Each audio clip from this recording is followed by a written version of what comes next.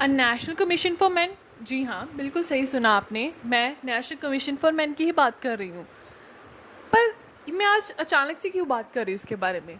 ये मैं इसीलिए बात कर रही हूँ क्योंकि हाल ही में सुप्रीम कोर्ट में पीएल फाइल करी गई, जिसमें ये बोला गया कि नेशनल कमीशन फॉर मेन को इस्टेब्लिश करना चाहिए ताकि जो मैरिड मैन हैं जिनके ऊपर डोमेस्टिक वायलेंस होती है, उनके इश्यूज़ जो हैं वो एड्रेस हो सके, उनकी प्रॉब्लम्स सॉल्व हो सके। जैसे कि नेशनल कमीशन फॉर वुमेन है, वैसे ही मेंस के लिए भी एक नेशनल कमीशन जो है वो बनाना चाहिए। But supreme court refuse to entertain plea, उन्होंने रिफ्यूज़ कर दिया। अब ये मैं कंसेप्ट की बात तो कर रही हूँ, पर मैं ये क्यों बात कर रही हूँ? क्योंकि आज की मेरी वीडियो का यही टॉपिक है, PIL, public interest litigation.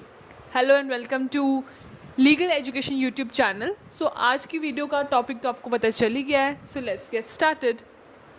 So PIL stands for public interest litigation, यानी कि जनहित याचिका। जनहित मतलब कि लोगों के हित में, जो आम लोगों के हित में जो फाइल करी गई हो, उसको लिटिगेशन को फाइल करी गई हो, जो उसको पब्लिक इंटरेस्ट लिटिगेशन कहते हैं। अब ये प्रोवर्ब तो हमने सुनी होगी कि injustice anywhere is a threat to justice everywhere. So अगर कहीं भी इनजस्टिस होगी तो वो डायरेक्ट थ्रेट है जस्टिस को। अब एक जनरल रूल ये भी है कि जिसका राइट वायलेट हुआ होता है उसी के पास अधिकार होता है कि वो कोर्ट जा सकता है। ठीक है, सुप्रीम कोर्ट जो है वो एक्सरसाइज करती है अपना right for the enforcement of fundamental rights under article 32 of Indian constitution. कि अगर मेरा फॉर एग्जांपल राइट वायलेट हुआ है तो मैं ही जाऊंगी कोर्ट, एंड सुप्रीम कोर्ट जो है उसके पास पावर है कि अंडर आर्टिकल 32 वो है फंडामेंटल राइट्स को इन्फोर्स करवा सकते हैं। बट PIL कब मेंटेनेबल है? PIL तब मेंटेनेबल है अगर एक से ज़्यादा राइट्स की वायलेशन हुई है जो पार्ट 3 ऑफ इंडियन कॉन्स्टिट्यूशन हमें मिले हैं, यानी कि फंडामेंटल राइट्स। तो PIL तब मेंटेनेबल है। अब एक साइड पे हम बात कर रहे हैं कि जनरल रूल ये है कि अगर मेरा राइट वायलेट हुआ है तो मैं ही कोर्ट जाऊंगी। ठीक है, उसके बाद हम कह रहे हैं कि PIL तब मेंटेनेबल है जब वायलेशन ऑफ वन और मोर rights guaranteed under part 3 of Indian constitution. But इसमें एक और फीचर है PIL का कि लोकस स्टैंडाई का प्रिंसिपल यहाँ पे रिलैक्स है PIL में। अब लोकस स्टैंडाई क्या है? Legal right to file a suit. अब जैसे जनरल रूल में हमने बोला कि जिसका राइट वायलेट हुआ है वही कोर्ट जा सकता है। ठीक है, तो लोकस स्टैंडाई ये हुआ कि अगर मेरा कानूनी अधिकार है मेरे को कि मैं कर सकती हूँ तो मैं ही करूँ। ये चीज़ जो है ये PIL में रिलैक्स करी है, इसीलिए इसको पब्लिक इंटरेस्ट लिटिगेशन बोलते हैं। कि मान लो लोगों के जन के हित में जो हमने लिटिगेशन कोर्ट में फाइल करी। ठीक है, ज़रूरी नहीं कि अगर मेरा हुआ है तो मैं ही फाइल करूं। अगर ज़्यादा मान लो पूरी क्लास किसी चीज़ से इफ़ेक्ट हो रही है, पूरी सोसाइटी इफ़ेक्ट हो रही है, तो उनके बेसिस पे अगर एक बंदा जाके उनके इंटरेस्ट में, सोसाइटी के इंटरेस्ट में, पब्लिक इंटरेस्ट में अगर लिटिगेशन फाइल करता है तो उसको पब्लिक इंटरेस्ट लिटिगेशन कहते हैं। एंड लोकस स्टैंडाई का प्रिंसिपल रिलैक्स है PIL में। ठीक है, अब locus standi legal right to file a suit, ये आपको क्लियर हो गई टर्म। अब जो है जस्टिस PN भगवती ने इस कंसेप्ट को डेवलप करा है इंडिया में। अब PIL के और भी बहुत सारे नाम हैं। इसको सोशल एक्शन लिटिगेशन भी बोलते हैं, सोशल इंटरेस्ट लिटिगेशन भी बोलते हैं, एंड क्लास एक्शन लिटिगेशन भी बोलते हैं। उसको और भी वेरियस नाम से जाना जाता है। एंड अब हम इसकी डेवलपमेंट के बारे में देखते हैं कि डेवलपमेंट कैसे ये कंसेप्ट जो है डेवलप हुआ इंडिया में। दिसंबर 1979 में कपिला हिंगोरानी ने पिटिशन फाइल करी। ठीक है, सुप्रीम कोर्ट में with regard to condition of prisoners detained in Bihar jail. Bihar jail में जो प्रिजनर्स जो डिटेन थे उनके हित में जो है वो पिटिशन फाइल करी सुप्रीम कोर्ट में। ठीक है, इन बिहार जेल के प्रिजनर्स की जो सूट्स थी वो पेंडिंग थी, बहुत टाइम से ये उनकी सूट्स जो है कोई सुनवाई अच्छे से नहीं हो रही थी। तो पिटिशन जो है वो उन्होंने, जो प्रिजनर्स थे बिहार जेल के, उन्होंने वो साइन कर दी। ठीक है, केस जो है सुप्रीम कोर्ट के सामने प्रेजेंट करा गया। अब बेंच का हेड कौन था? Justice PN Bhagwati. और केस का नेम क्या था? हुसैन आरा खातून वर्सेस स्टेट ऑफ बिहार। तो सुप्रीम कोर्ट ने हेल्ड करा कि प्रिजनर्स को सबसे पहले तो they should receive free legal aid, second fast hearings should be done, ठीक है, फास्ट हियरिंग होनी चाहिए केस की, एंड उनको फ्री लीगल एड जो है वो मिलनी चाहिए प्रिजनर्स को, ताकि उनके केसेस जो इतने टाइम से वो सूट्स जो हैं वो पेंडिंग चल रहे हैं वो जल्दी सॉल्व हो सके, इसलिए फास्ट हियरिंग होनी चाहिए। इसके रिज़ल्ट में अब ये जो हेल्ड डाउन हुआ, सुप्रीम कोर्ट ने जो डिसीज़न दिया, इसके रिज़ल्ट से क्या हुआ, 40,000 प्रिजनर्स को जो है वो रिलीज़ करा गया जेल से। इसी के साथ ही इसके बाद ही केस आया SP Gupta versus union of India, जिसमें सुप्रीम कोर्ट ने पब्लिक इंटरेस्ट लिटिगेशन टर्म को डिफ़ाइन करा इन इंडियन कॉन्टेक्स्ट, कि इंडियन कॉन्टेक्स्ट में पब्लिक इंटरेस्ट लिटिगेशन क्या है उसको डिफ़ाइन करा। तो इसके अगर डेवलपमेंट आए तो ये दिसंबर 1979 कि उसने कपिला हिंगोरानी ने वो फाइल करी पिटिशन बिहार जेल के डिटेन प्रिजनर्स के हित में, ठीक है, वो। देन सेकंड आ जाएगा हुसैन नारा खातून वर्सेस स्टेट ऑफ बिहार वाला केस, उसमें सुप्रीम कोर्ट ने क्या हेल्ड डाउन करा। देन थर्ड नंबर पे आ जाएगा SP Gupta versus union of India. तो डेवलपमेंट को ऐसे हम 3 स्ट्रक्चर में हम डिवाइड कर सकते हैं। देन कॉन्स्टिट्यूशन प्रोविज़न, अब आपको तो पता ही कि बिफोर 1980 सिर्फ एग्रीव पार्टी के पास राइट था कि वो कोर्ट जा सकते हैं जस्टिस के लिए। तो इमरजेंसी एरा के बाद क्या हुआ कि हाई कोर्ट ने जो है लोगों को एक डिवाइस, एक मेथड दे दिया कि हाँ, एक मेथड दे दिया कि जिससे कोई भी पर्सन जो है पब्लिक का या किसी एनजीओ का वो कोर्ट को अप्रोच कर सकता है लीगल रेमेडी लेने के लिए, जहाँ पे पब्लिक इंटरेस्ट जो है वो खतरे में है। अगर मान लो मैं देख रही हूँ कि कोई पब्लिक इंटरेस्ट है वो खतरे में है या बहुत सारे लोगों के साथ कुछ गलत हो रहा है, ठीक है, तो उनके लिए अगर उनका फंडामेंटल राइट कोई वायलेट हो रहा है under part 3 of Indian constitution, तो मैं क्या कर सकती हूँ, PIL फाइल कर सकती हूँ अंडर आर्टिकल 226, ठीक है, हाई कोर्ट में भी, and under article 32 of Indian constitution. Bhagwati and justice VR Krishna Iyer जो थे वो they were among the first जजेस to admit PILs in court, ठीक है, कि उन्होंने इस कंसेप्ट को डेवलप करा। तो कंसेप्ट ऑफ PIL जो है वो रिलेट करता है article 39A of constitution of India, जो प्रिंसिपल है ना फ्री लीगल एड का, जो हमने हुसैन नारा खातून वर्सेस स्टेट ऑफ बिहार में भी ये जो सुप्रीम कोर्ट ने हाईलाइट करा था कि उनको फ्री लीगल एड मिलनी चाहिए, same he provision article 39A of Indian constitution भी प्रोवाइड करता है, जिसमें फ्री लीगल एड की बात करी गई है। तो अगर हम बात करें कि PIL किस कॉन्स्टिट्यूशनल प्रोविज़न से रिलेट करता है, तो हम लिख सकते हैं कि PIL suited to principles enshrined in Article 39A of Constitution of India. Then अब PIL हमने ये मीनिंग जान लिया, कैसे कौन सी कॉन्स्टिट्यूशन प्रोविज़न रिलेट करते हैं वो भी हमने जान लिया अच्छे से। अब ये कौन फाइल कर सकता है और किसके अगेंस्ट हम फाइल कर सकते हैं। अब फाइल कौन कर सकता है, ऑब्वियसली तो सिटीज़न हो इंडिया का, citizen of India. Public case होना चाहिए, मतलब उसका कोई पर्सनल इंटरेस्ट नहीं होना चाहिए, पब्लिक इंटरेस्ट जो है वो स्टेक पे होना चाहिए, फिर वो फाइल कर सकता है। पिटिशन फाइल कर सकता है। अब पिटिशन किन आर्टिकल्स के अंडर आर्टिकल 32 सुप्रीम कोर्ट में जा सकता है, अंडर आर्टिकल 226 हाई कोर्ट में जा सकता है, एंड एक और प्रोविज़न है जो CRPC में है, under section 133 court of magistrate के पास भी पिटिशन फाइल करी जा सकती है। अब रिट पिटिशन अगर हमने करनी है तो उसके लिए कुछ फुलफिलमेंट हमें करनी पड़ेगी। वो क्या है कि लेटर जो है वो एग्रीव पार्टी द्वारा एड्रेस होना चाहिए, मतलब उसके साइन भी होने चाहिए एग्रीव पार्टी के, और जो पर्सन जो फाइल कर रहा है वो पब्लिक स्पिरिटेड इंडिविजुअल होना चाहिए, मतलब उसका खुद का कोई लालच ना हो फाइल करने के पीछे, उसका मकसद ये होना चाहिए कि हाँ मैं लोगों को मतलब जस्टिस दिलवाऊँ, तो उसका मोटिव ये होना चाहिए। Social action group for enforcement of legal rights to any person who can't approach court for redress, मतलब जो हिचकिचाते हैं कि हम कोर्ट नहीं जा सकते, कौन इतनी फ़ीस या इतना वो टाइम अपना दे, तो अगर कोई इंडिविजुअल जो है वो कुछ किसी पब्लिक इंटरेस्ट में कर रहा है तो वो उनकी लीगल राइट्स की इन्फोर्समेंट के लिए पब्लिक इंटरेस्ट लिटिगेशन जो है वो फाइल कर सकता है कोर्ट में। अब किन के अगेंस्ट जो है हम फाइल कर सकते हैं, तो ये जो है PIL स्टेट या सेंट्रल गवर्नमेंट के अगेंस्ट फाइल करी जा सकती है, म्यूनसिपल अथॉरिटीज़ के अगेंस्ट फाइल करी जा सकती हैं, बट किसी प्राइवेट पार्टी के अगेंस्ट नहीं कर सकते हम फाइल।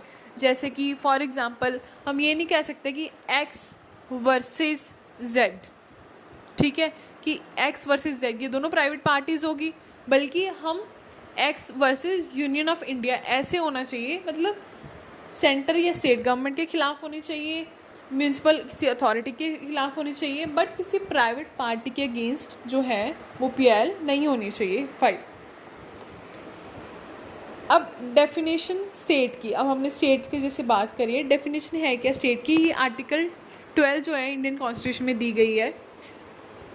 अब state includes government and parliament of India, second government and legislature of each of state, then third all local and other authorities within territory of India or under the control of government of India। तो clear हो गया आपको meaning state का। Then is हमारे पास है conditions for entertaining PIL। अब कौन सी conditions हैं कि हाँ ये PIL हो, इसको कोर्ट एंटरटेन करेगी, एंड इसको फर्स्ट है कि इसमें जो PIL में है लार्ज नंबर ऑफ़ पीपल के राइट्स की वायलेशन होनी चाहिए, मतलब एक सिंगल इंडिविजुअल का राइट वायलेट नहीं होना चाहिए, जिसमें large number of people involve हों, उनका जो राइट है वो वायलेट होना चाहिए। देन सेकंड है there must be some action और inaction on the part of state, कि कुछ उन्होंने एक्शन लिया हो या किसी गलत चीज़ पर एक्शन ना लिया हो, तो वो एक्शन या इनएक्शन इन्वॉल्व होना चाहिए। थर्ड है एंड जो पब्लिक स्पिरिटेड पर्सन है, ठीक है, वो पटिशन फाइल करेगा कोर्ट में ऑन बिहाफ ऑफ अदर्स, मतलब उसका कुछ अपना इंटरेस्ट नहीं होना चाहिए पर्सनल, जैसे कि हमने पहले भी डिस्कस करा। फोर्थ है PIL जो है वो किसी स्टैट्यूट द्वारा राइट नहीं दिया गया है, वो कॉन्स्टिट्यूशन द्वारा राइट दिया गया है। जैसे हमने पढ़ा कि आर्टिकल 39A जो है वो बात करता है फ्री लीगल एड की, तो ये कॉन्स्टिट्यूशन में लिखा है, ये किसी स्टैट्यूट में किसी एक्ट में नहीं दिया हुआ। फिफ्थ है कोर्ट्स इंश्योर करेंगी कि PIL को फाइल करने के पीछे किसी का कोई पर्सनल गेन ना हो, किसी का कोई पॉलिटिकल गेन ना हो, या किसी का कोई प्राइवेट मोटिव ना हो कि हाँ इस बंदे को हमने फंसाना है, सॉरी इस गवर्नमेंट को हमने बीच में धक्के से घड़ीसना है, या कुछ भी ऐसा भी कोई प्रॉफिट मोटिव या पर्सनल मोटिव नहीं होना चाहिए। नेक्स्ट है ओरिजिन। ओरिजिन मतलब कैसे जो है ये स्टार्ट हुआ कंसेप्ट। हमने जैसे डेवलपमेंट में पढ़ा कि हुसैन नारा खातून वर्सेस स्टेट ऑफ बिहार, उसके बाद ही सीरीज़ में केस आया SP Gupta versus union of India, इसका हेल्ड डाउन में हमने पढ़ा। तो इसके बाद भी नंबर ऑफ़ केसेस जो है टाइम टू टाइम आते रहे, जिसके कारण ये जो पब्लिक इंटरेस्ट लिटिगेशन का कंसेप्ट जो है वो और ज़्यादा बढ़ता गया। तो ये जो केसेस मैंने आपको जितने भी केस लॉज इसमें मेंशन करे हैं इस वीडियो में, ये सारे ही बहुत ही इम्पॉर्टेंट हैं, आपको बहुत सारे सब्जेक्ट्स में काम आ सकते हैं। जैसे पब्लिक इंटरेस्ट लिटिगेशन में भी बहुत सारे केसेस हैं, ये काम आ सकते हैं। उसके बाद एडमिनिस्ट्रेटिव लॉ में भी ये केसेस काम आ सकते हैं आपको, एंड ये वैसे भी इम्पॉर्टेंट केसेस ही मैंने आपको जो लैंडमार्क जजमेंट्स हैं वहीं लिखवाई हैं। तो नेक्स्ट हम थर्ड जो है सुनील बत्रा वर्सेस दिल्ली एडमिनिस्ट्रेशन हम देखते हैं उसमें क्या हेल्ड डाउन हुआ था कि जेल अथॉरिटीज़ के पास, जिनके पास टॉर्चर का राइट नहीं है या पनिशमेंट देने का प्रिजनर्स को बिना परमिशन की कोर्ट की परमिशन के, तो कोर्ट की परमिशन के बगैर जो जेल अथॉरिटीज़ ना तो वो टॉर्चर कर सकती है ना पनिशमेंट दे सकती है प्रिजनर्स को। इसमें फर्दर हेल्ड डाउन करा कि फंडामेंटल राइट्स जो थे वो प्रिजनर्स के इन्फ्रिंज हुए थे, क्योंकि फंडामेंटल राइट्स जो हैं जैसे ही पर्सन प्रिजन में एंटर करता है, इसका मतलब ये नहीं है कि फंडामेंटल राइट्स ख़त्म हो गए, कि जेल के बाहर बाहर ही फंडामेंटल राइट्स हैं, जैसे ही बंदा जेल में अपना कदम रखता है वैसे ही ख़त्म हो जाते हैं। तो ऐसा कुछ नहीं है, इन्फ्रिंज हुए थे फंडामेंटल राइट्स इस केस में। अब ADM जबलपुर वर्सेस शिवकांत शुक्ला, जिसको हम हैबिस कॉर्पस केस भी कहते हैं, कई बार इस केस को सीधा ऐसे पूछ लेते हैं कि हैबिस कॉर्पस केस को डिस्कस करिए, तो हमें नहीं पता होता। तो ADM जबलपुर वर्सेस शिवकांत शुक्ला वाला केस जो है उसको हैबिस कॉर्पस केस बोलेंगे। इसमें हेल्ड डाउन ये हुआ कि एमरजेंसी के दौरान right to life and personal liberty, जो आर्टिकल 21 ऑफ इंडियन कॉन्स्टिट्यूशन जो हमें देता है, प्रोवाइड करता है राइट इंडिविजुअल्स का, वो सस्पेंड हो सकता है। एंड कोर्ट्स जो हैं इंटरफेयर नहीं करेंगी जो इंडिविजुअल्स की डिटेंशन हुई है अंडर प्रिवेंटिव डिटेंशन लॉज। तो ये इस केस में हेल्ड डाउन हुआ था। Then Maneka Gandhi versus union of India, ये आपको पता ही है, बहुत इम्पॉर्टेंट है केस, ये आपको पता ही होना चाहिए। ये आर्टिकल 21 से रिलेटेड जो केस, बहुत वन ऑफ इम्पॉर्टेंट केस है जो आर्टिकल 21 से रिलेट करता है। इसमें वो लेडी का जो पासपोर्ट है वो इम्पाउंड कर लिया गया था अथॉरिटीज़ द्वारा। तो इसमें आर्टिकल 21 को जो है वो वाइड इंटरप्रिटेशन मिली थी, मतलब उसका स्कोप जो है वो बढ़ा दिया गया था इस केस में। नेक्स्ट अगर हम बात करें हम इमरजेंसी की, कि कैसे जो है वो इमर्ज हुआ PIL, ठीक है, जो various time to time judgments आती रही हैं, जुडिशल एक्टिविज़म जो होती रही है कुछ एक्ट्स के ऊपर या कुछ जो पर्सनल लॉज चलते आ रहे थे उनके ऊपर, तो वो जो है उससे जो है वो पब्लिक इंटरेस्ट लिटिगेशन यानी जनहित याचिका का कंसेप्ट जो है वो और ज़्यादा पॉपुलराइज हो गया। तो हम जो है वेरियस केस लॉज जो बहुत ही ज़्यादा इम्पॉर्टेंट है, मैंने वो ही सिर्फ आपको मेनली जो है वो चुन के सिलेक्ट करके चूज़ करके वो आपको इस वीडियो में डिस्कस करें हैं। तो सबसे पहले आश्रय अधिकार अभियान वर्सेस यूनियन ऑफ इंडिया। इसमें हेल्ड डाउन बेसिकली ये हुआ था, जो PIL फाइल करी थी उसके बाद जो कोर्ट का डिसीजन था वो ये था कि जो होमलेस पर्सन है उनके लिए डिसेंट फ्यूनरल होना चाहिए, क्योंकि उनके बिलीफ के अकॉर्डिंग, जो उनका रिलीजियस बिलीफ है या जो उनका जिस गॉड में उनका फेथ है उसके अकॉर्डिंग जो है उनका डिसेंट फ्यूनरल होना चाहिए, क्योंकि ये स्टेट की ऑब्लिगेशन है ऐसे पीपल के टुवर्ड्स। तो ये हेल्ड डाउन हुआ था आश्रय अधिकार अभियान वर्सेस यूनियन ऑफ इंडिया में। देन अगर हम सेकंड केस की बात करें MC Mehta versus union of India, तो MC Mehta versus union of India अगर हम केस देखें तो ये टॉर्ट्स में भी आपके काम आ सकता है एंड एनवायरमेंटल लॉ में भी।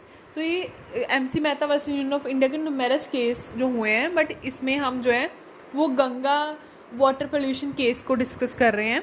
इसमें यह था कि मेहता ने गवर्नमेंट ऑफिशियल्स को जो है वो अलेज करा था कि उन्होंने बिल्कुल सही एक्शन नहीं लिया, एडुकेट एक्शन या प्रॉपर एक्शन नहीं लिया।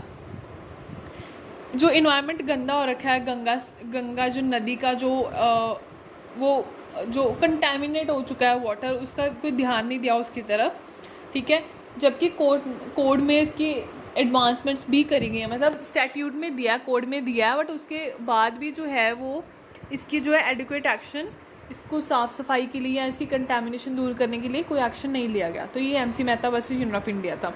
नेक्स्ट है Vishakha versus state of Rajasthan. तो ये भी एक वन ऑफ इम्पॉर्टेंट केस है जो 1997 में आया था। इसमें जो है नैना कपूर और उनकी जो ऑर्गेनाइजेशन साक्षी ने PIL फाइल करी थी राजस्थान स्टेट के खिलाफ या सेंट्रल गवर्नमेंट के खिलाफ, फंडामेंटल राइट्स इन्फोर्स करने के लिए जो वुमेन वर्किंग है अंडर आर्टिकल 14, 19, 21 इंडियन कॉन्स्टिट्यूशन का, ठीक है। देन बंधुआ Mukti Morcha versus union of India, इसमें 1997 में ये भी केस आया था।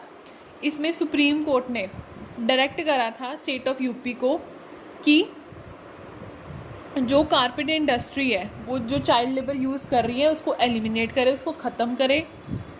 एंड वेलफेयर डायरेक्शंस दी, ठीक है। सुप्रीम कोर्ट ने डायरेक्शंस दी उनको स्टेट ऑफ UP को कि चाइल्ड लेबर को प्रोहिबिट करे जो अंडर एज ऑफ 14 है, एंड उनको एजुकेशन मिलनी चाहिए, हेल्थ फैसिलिटीज़ मिलनी चाहिए। ये सब क्या है कि एक एफर्ट है कि चाइल्ड लेबर कैसे ख़त्म हो सकती है। तो इस केस को अगर हम 3 हिस्सों में देखें तो पहला सुप्रीम कोर्ट ने डायरेक्शंस दी स्टेट ऑफ UP को। सेकंड किस चीज़ के लिए दी? To eliminate carpet industries use of child labour, ठीक है। थर्ड उन्होंने और क्या डायरेक्शंस दी? थर्ड उनकी वेलफेयर डायरेक्शंस थी कि चाइल्ड लेबर को प्रोहिबिट करना, और चाइल्ड कितनी एज का होना चाहिए? अंडर द एज ऑफ 14 होना चाहिए। अब उनको क्या मिले? Access to education and health facilities, ठीक है। और ये किसके लिए एफर्ट था? To abolish child labour. तो बहुत सिंपल से हम पॉइंटर्स में अगर इसको छोटा डिवाइड करके इसको लर्न करें तो ये बहुत इजी है, इसका जो हेल्ड डाउन हुआ था, तो हम इजीली इसको याद रख सकते हैं। Then Shri Ram food and fertilizer gas leak case जो हुआ था, उसमें ये हेल्ड डाउन हुआ था कि लीथल केमिकल मैन्युफैक्चर करना, ठीक है, और गैसेस जो हैं वो डेंजर हैं life and health of workman. जो गैसेस प्रोड्यूस करते हैं मैन्युफैक्चरिंग से या जो केमिकल्स हैं उससे जो है वर्कमैन की लाइफ और उसकी हेल्थ को खतरा है, तो ये जो इस केस में हेल्ड डाउन हुआ था। देन असेट वर्कर्स जजमेंट आई थी, इसमें ये हुआ था कि जो स्टेट ने वेजेस फिक्स करे थे उनको वो मिनिमम वेजेस नहीं मिल रहे थे लेबर्स को। उससे क्या हो रहा था, उनकी आर्टिकल 14 की 21 एंड 39 की वायलेशन हो रही थी। 39 directive principles of state policy का आर्टिकल है, इन तीनों आर्टिकल्स की वायलेशन हुई थी एंड सुप्रीम कोर्ट ने ये गाइडलाइन दी थी कि सारे नेसेसरी सेफ्टी मेजर आप चेक करो, उसको सारे जो है हम बोलते हैं ना कि ये इत्याद बरतो, जैसे हम बोलते हैं कि सारे जो नेसेसरी मेजर जो हैं उनको लो, उसके बाद जो है प्लांट को रीओपन करो। Then Shayara Bano versus union of India 2017 में आया केस, इसमें जो है 5 जज ये कॉन्स्टिट्यूशन बेंच द्वारा ये केस डिसाइड करा गया था, जिस बाई 3/2 मेजॉरिटी से ट्रिपल तलाक को जो है वो अनकॉन्स्टिट्यूशनल डिक्लेयर करा गया था। एंड डायरेक्शंस क्या दी गई थी लेजिस्लेचर को कि नेसेसरी मेजर्स लिए जाएं in order to stop the abuse against women. तो वुमेन्स के अगेंस्ट जो अब्यूज़ हो रही है उसके लिए एक प्रॉपर जो है मेजर्स लिए जाएं, प्रॉपर जो हम बोल सकते हैं रेमेडी उनको दी जाए जिससे ये अब्यूज़ ख़त्म हो सके। Then I Navtej Singh Johar versus union of India, ये आपकी आईपीसी के रिलेटेड है जजमेंट। शायरा बानो वाली जजमेंट जो थी वो आपकी फैमिली लॉ में आ जाएगी। Then Navtej Singh Johar versus union of India में ये हेल्ड डाउन हुआ कि कंसेंशुअल सेक्स को डीक्रिमिनलाइज करा गया, जिसमें होमोसेक्सुअल सेक्स भी इंक्लूड होता है। Then Joseph Shine versus union of India, इस जजमेंट में अब ये अडल्ट्री के रिलेटेड जजमेंट है आईपीसी, ठीक है, इंडियन पीनल कोड के रिलेटेड जजमेंट है। इसमें ये हेल्ड डाउन करा कि पहले जैसे अडल्ट्री को एज अ क्राइम ट्रीट करते थे, बट इस जजमेंट में क्या हुआ, कोर्ट ने हेल्ड करा कि जो स्टेट है वो इंटरफेयर कर रही है पर्सनल लाइफ्स के बीच में, मतलब हस्बैंड एंड वाइफ की जो आपस का मामला है उसके बीच में जो है स्टेट इंटरफेयर कर रही है एंड अपने जो है वो मतलब अपनी सीमा और जो बोल सकते हैं हम दायरा है वो उसने पार करा है स्टेट ने, ठीक है। अब जो है अगर हम अडल्ट्री के एक्ट की बात करें तो हस्बैंड एंड वाइफ जो है उनको लॉ ये होना चाहिए कि वो म्यूचुअल डिसीजन अपने मतलब अपनी डिस्क्रिशन, उनकी पर्सनल डिस्क्रिशन के ऊपर अपना म्यूचुअल डिसीजन करें कि उनको ये ठीक लगती है चीज़ या उनको ये चीज़ नहीं है। तो ये उनका अपना कहने का मतलब उनका ये था कि उनका पर्सनल मैटर है, उनकी पर्सनल लाइव्स है, state has crossed over into private realm, ठीक है, उनकी मतलब निजी ज़िंदगी में स्टेट ने इंटरफेयर करा है एंड उनकी पर्सनल डिस्क्रिशन होनी चाहिए कि उनको इस मैटर पे या उनका म्यूचुअल डिसीजन होना चाहिए कि उनको इस मैटर पे क्या करना है। तो ये Joseph Shine versus union of India में हेल्ड डाउन हुआ। आई होप आपको ये PIL का कंसेप्ट जो है अच्छे से समझ आ गया होगा and thank you for watching and video को लाइक ज़रूर कर दीजिए and if you want more videos then do subscribe the channel. Thank you so much.